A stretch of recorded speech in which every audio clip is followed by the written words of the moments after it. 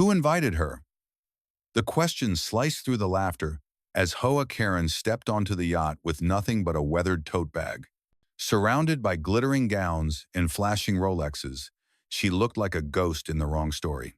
But calmness clung to her like an invisible armor, and before the night ended, the ocean itself would prove she was never out of place. The yacht floated like a palace above the waves, polished teak decks shining under the Manhattan sun, champagne flutes glittering in hands manicured to perfection. Laughter curled in the air, high-pitched and cutting, echoing off the glass walls that protected the privilege from the sea breeze. Guests draped in logos and diamonds turned their heads in unison when she appeared. Hoa Karen. Her steps were unhurried, steady as if she had walked countless ships before, but to their eyes she was only a stranger, plain, unadorned, a shadow among peacocks. She wore a simple beige dress, loose fabric catching the breeze, sandals worn at the edges, straps faded from years of use. Her hair, black and unrestrained, brushed against her face with each gust, and the only thing she carried was an old canvas tote, frayed at the seams. No shimmering necklace, no sculpted makeup, no champagne flute offered by the waiters who seemed to hesitate when she passed. Her arrival was like a silence dropped into a room built on noise, and the reaction was swift. A ripple of laughter, smirks masked behind hands, eyes rolling with disbelief. "Wrong boat, sweetheart," a man muttered near the bar, his voice half hidden but sharp enough to carry. His companions chuckled. A woman in a sequin gown tilted her glass, diamonds winking in the light as she whispered, "She looks like she came straight from the market." Karen heard it all. She didn't glance at them, didn't break stride.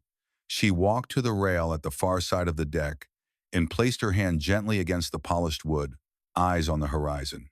Waves rose and fell, endless, indifferent, carrying whispers older than any of them. Her fingers traced the rail like she was grounding herself, not because she needed balance, but because it gave her something solid while their laughter tried to strip it away. The mocking grew bolder, as if her silence gave permission. Phones lifted discreetly or not so discreetly, cameras catching her tote, her sandals, her plain face.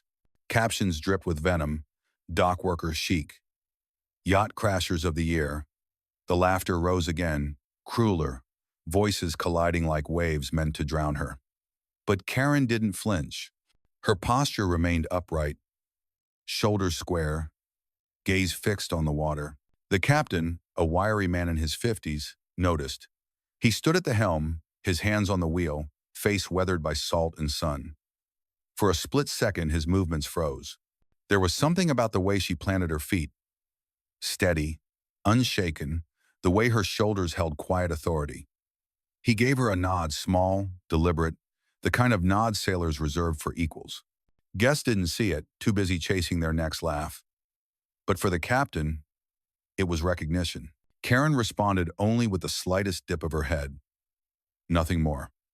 Then she turned her face back to the waves, the wind carrying strands of her hair across her eyes. To those watching, she seemed like a nobody, a woman out of her depth in a sea of wealth. But in her silence was a steadiness that unsettled, though no one could name why. For now, the yacht's glittering world continued spinning, blind to the storm that would soon come, blind to the weight hidden inside that battered tote bag. They thought she didn't belong. They couldn't yet see that the ocean itself might think otherwise. The laughter sharpened as the afternoon sun slid higher, heat shimmering across the deck.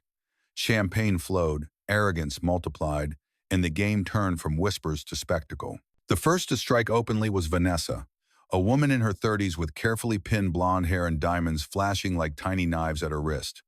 Her white dress clung to her frame, the fabric sculpted to announce money and power. She leaned toward a man in a tailored navy suit, her voice pitched to carry. "She looks like she's headed to a farmer's market," Vanessa drawled, her lips curling into a smile as sharp as broken glass. The man chuckled, scanning Karen's plain beige dress with mock deliberation. "This yacht is for elites, not dock workers." He raised his glass in a toast to his own cruelty. Laughter erupted, heads turned, phones lifted. A ripple of digital clicks followed Karen as she remained by the rail, her hands lightly brushing the wood. She neither turned nor flinched. Her silence, instead of shaming them, seemed to feed their hunger.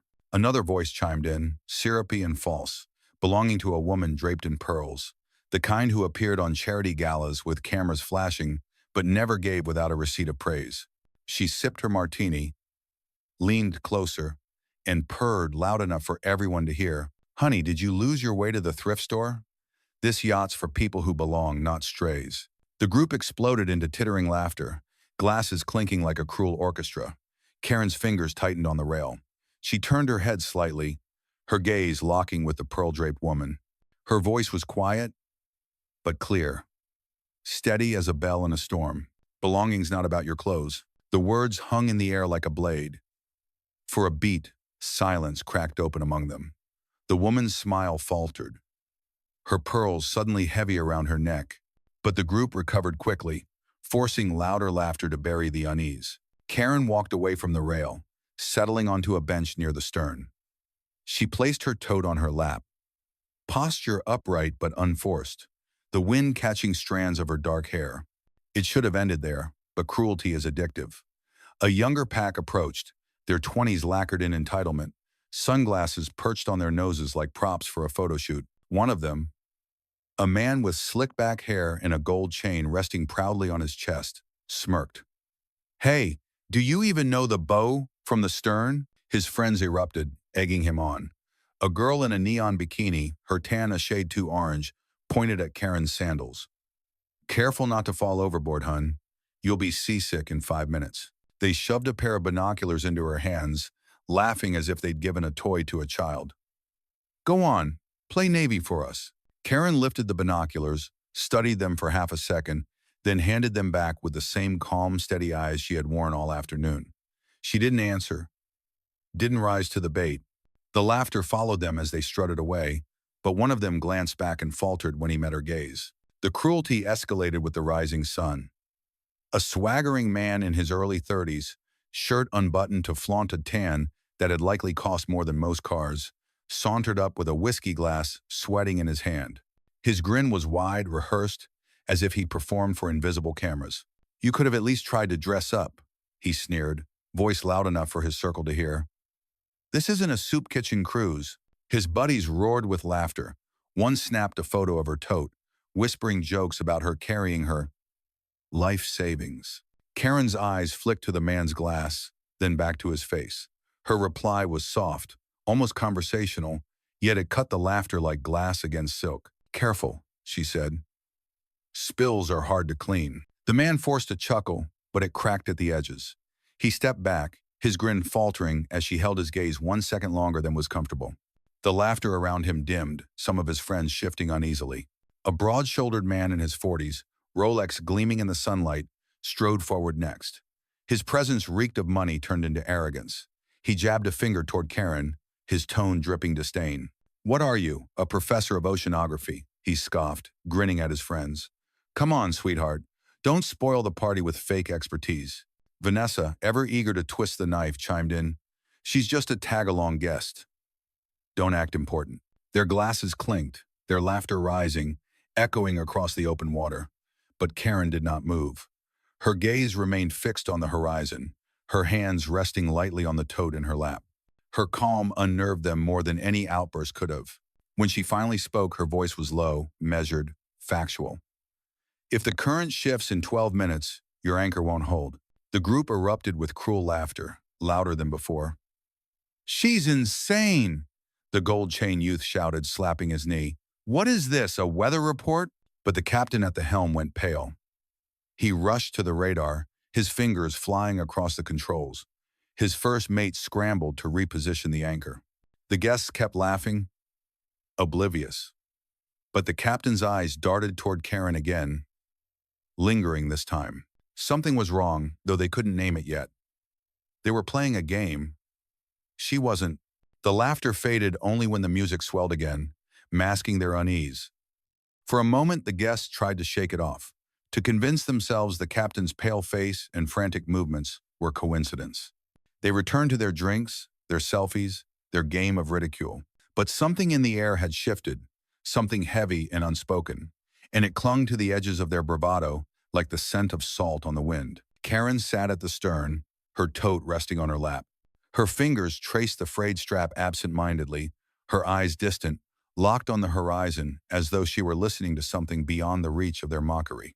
A young woman, pink streaks in her hair and a phone permanently in her hand, seized the chance to draw attention.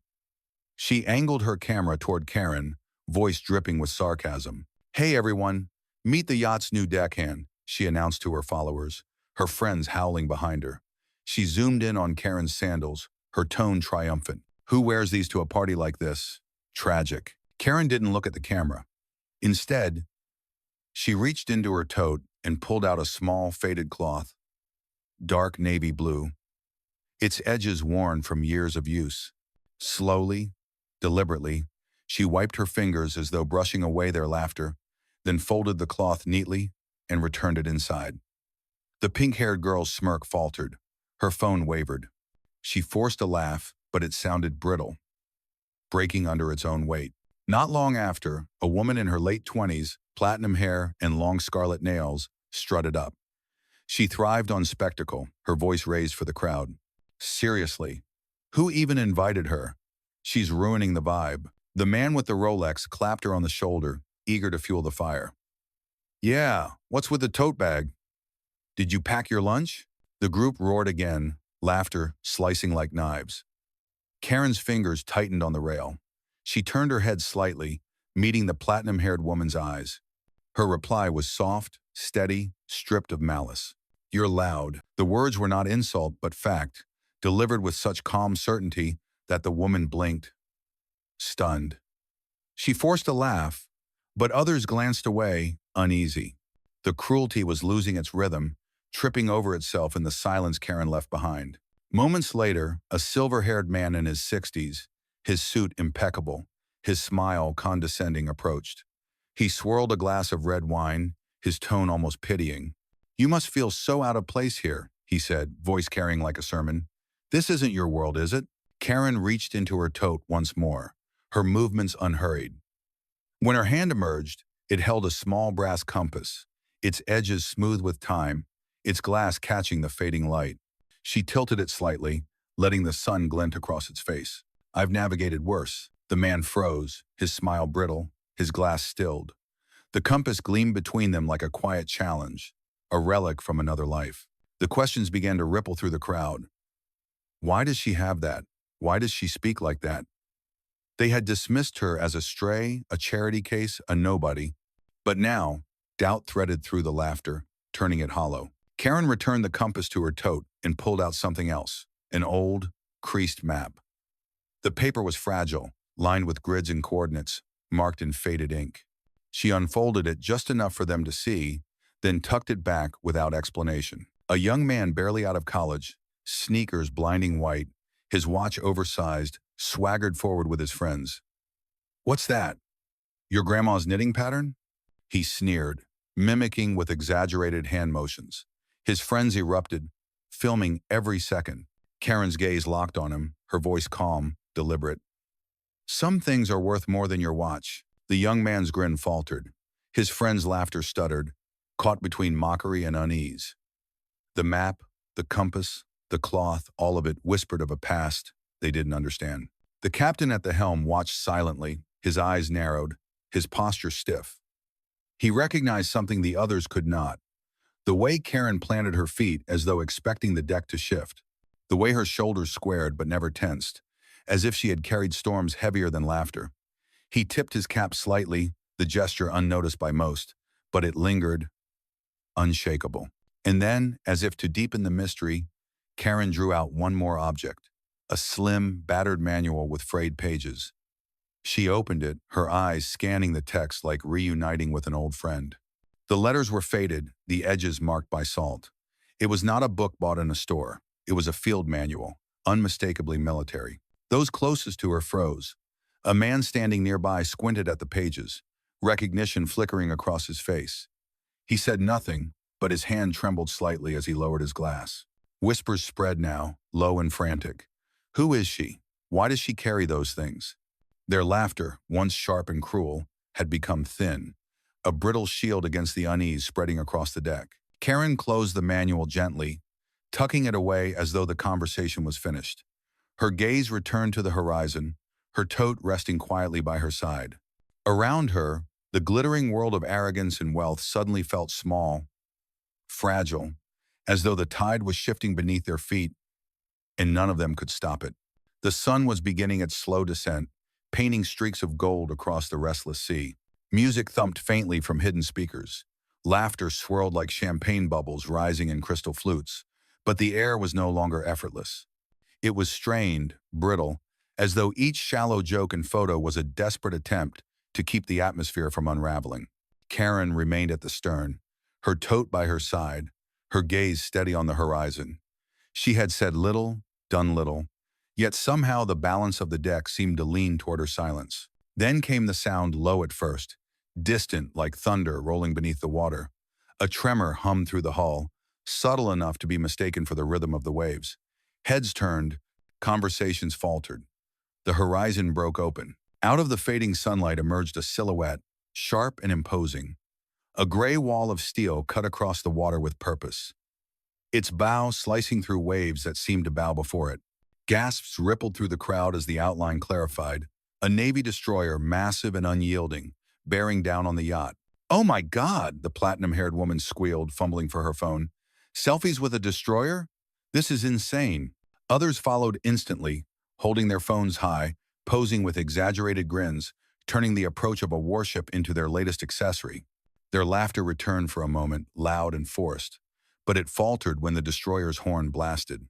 It wasn't playful, it wasn't casual. The sound was long, heavy, reverberating through the air with solemn weight.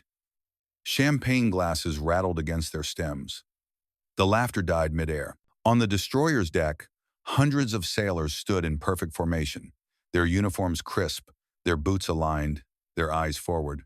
At once, they snapped into salute, sharp and flawless, the synchronized motion echoing like a thunderclap across the water. Every salute was directed at the yacht, more precisely at Hoa Karen. The deck froze. Phones lowered, hands trembling. For a moment, no one breathed. Vanessa's lips parted, diamonds catching the fading sun, as her voice slipped out in disbelief. "No, no, that can't be for her." The man with the Rolex shook his head violently, spilling drops of whiskey onto his tailored shirt. "It's for the captain, obviously." His laugh was thin, fragile. But the captain at the helm wasn't moving. His hands were clasped, his eyes fixed on Karen with something close to reverence. He gave a slight bow of his head, stepping back as though ceding the deck to someone greater. Karen rose from the bench. Her movements were unhurried, her tote swinging lightly at her side, her sandals soft against the polished wood. She walked toward the bow. The crowd parted unconsciously, their bodies shifting aside as if pulled by an unseen tide. Silence swallowed the music, the chatter, even the wind seemed to pause. She stopped at the edge of the bow, the setting sun blazing behind her, her dress catching the sea breeze. For a moment, she simply stood, steady, unflinching, her eyes locked on the destroyer. Then, with a calmness that carried more power than any shout, she raised her right hand. The salute was precise, perfect, the kind performed by someone who had given it 1,000 times before, who carried the motion in her bones. The destroyer's horn thundered again, shaking the air. A voice crackled over the loudspeaker, clear and commanding, carried by the sea like a verdict. "We welcome Admiral Hoa Karen, commander of Eastern Fleet Operations." The words struck the deck like a hammer. Glasses slipped from fingers. A woman in a red hat gasped, clutching her pearls as though they could shield her from the truth. The young influencer with the gold chain stared wide-eyed, his phone slipping from his grip, crashing against the deck. Vanessa whispered, her voice breaking, "Admiral? She's a legend?"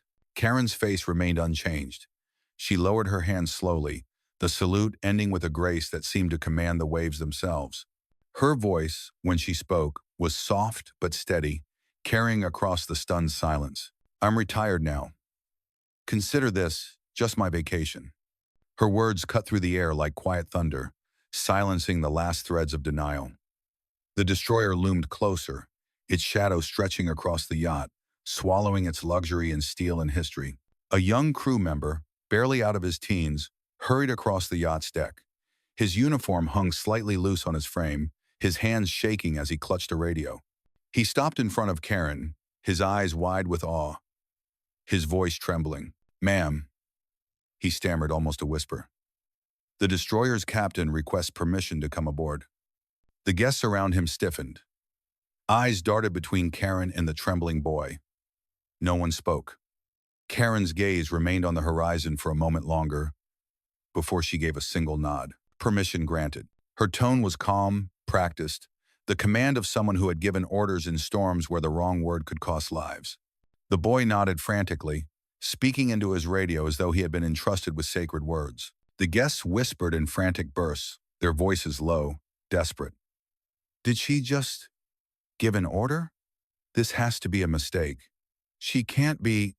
She doesn't look like. But the evidence was before them, the salutes unwavering, the destroyer's presence undeniable, the captain's deference unshakable. Their world of wealth and titles collapsed against the immovable weight of hers. The destroyer fired 3 ceremonial salutes, booming across the sea, echoing into the bones of everyone on deck. Each blast shattered arrogance, each wave of sound pressed humility into their chests. Karen stood unflinching, her dress fluttering, her tote resting at her side. To the guests, she was no longer the woman in sandals they mocked. She was something larger than their world could contain, proof that greatness wears no labels, carries no logos, needs no permission to belong. And as the last echoes of the salutes rolled across the waves, every head on the yacht bowed, not by choice, but by the gravity of respect they could no longer deny. When the destroyer's silhouette finally faded back into the horizon, the silence it left behind was heavier than steel. The yacht, once a palace of laughter and vanity, felt like a hollow stage where every mask had cracked. The guests, who only hours ago toasted their own cruelty, now stood restless, their hands trembling around crystal glasses that suddenly seemed fragile, ridiculous. Karen lowered her hand and returned to the stern, her tote brushing against her leg with each step.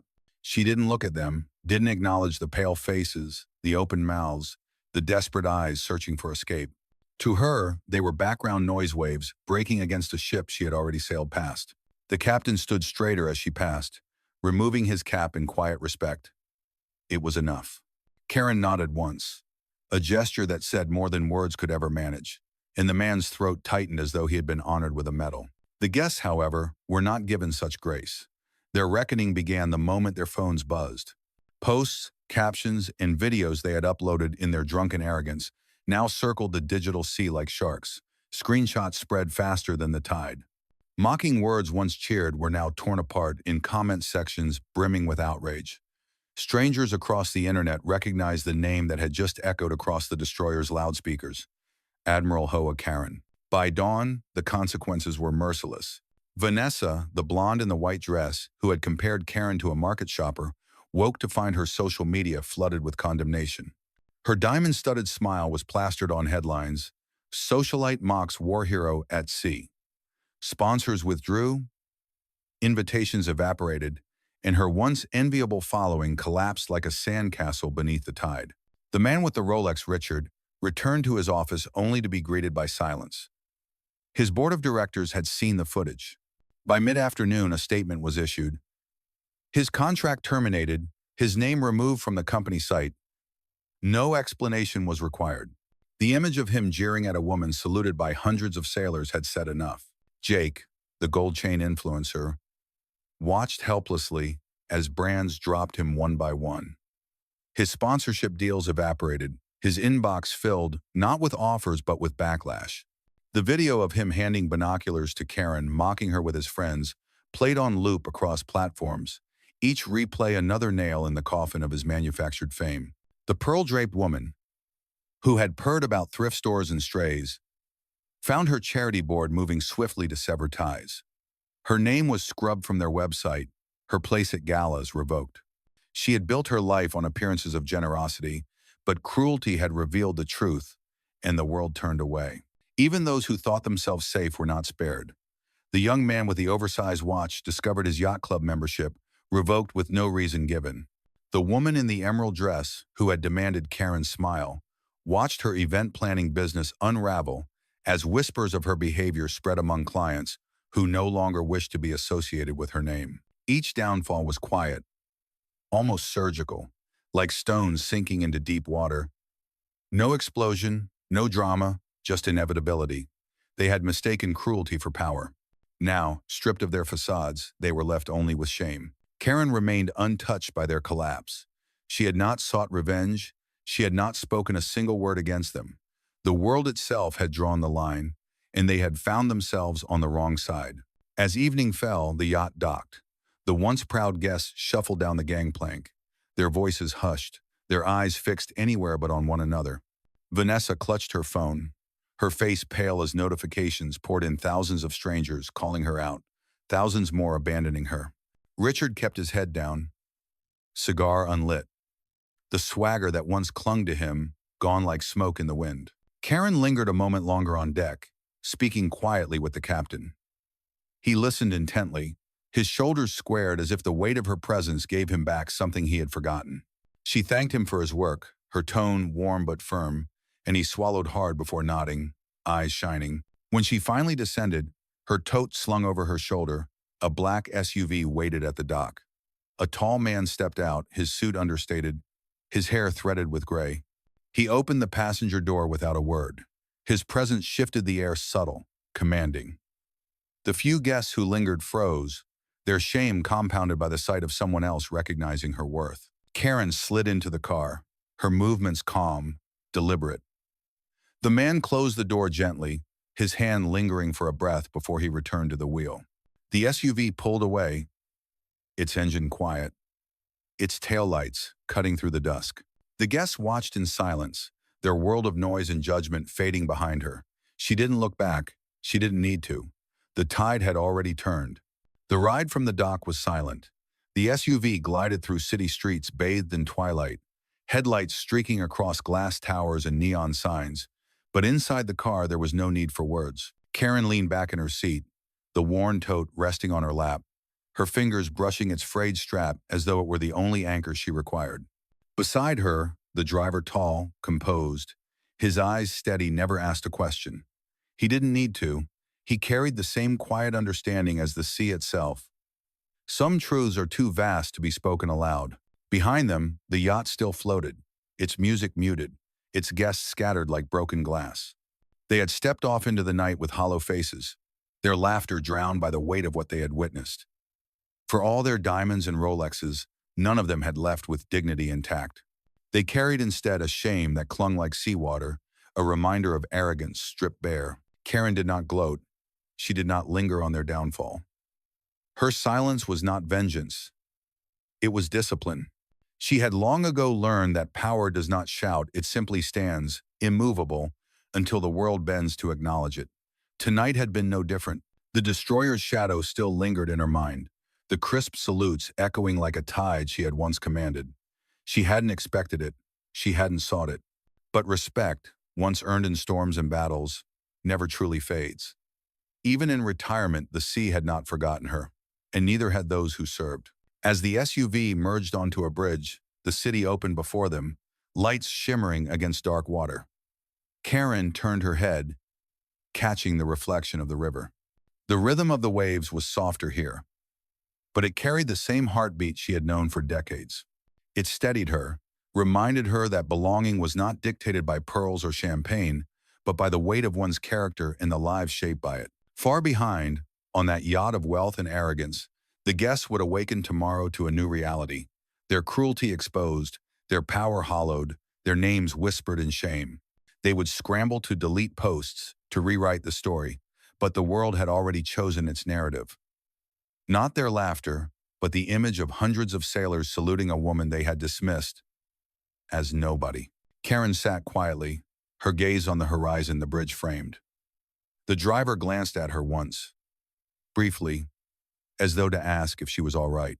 She answered with the faintest nod, her eyes calm, her silence louder than any explanation. Power, she knew, was not in the noise. It was in the stillness that followed, in the respect that endured long after the laughter died.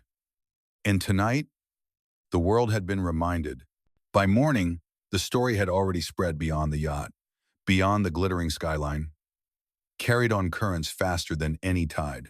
Screens lit up across the world with images and video, the destroyer's salute, the woman in the beige dress standing calm against the wind, the moment silence crushed arrogance. To those who weren't there, It was a spark, an image of dignity rising above mockery.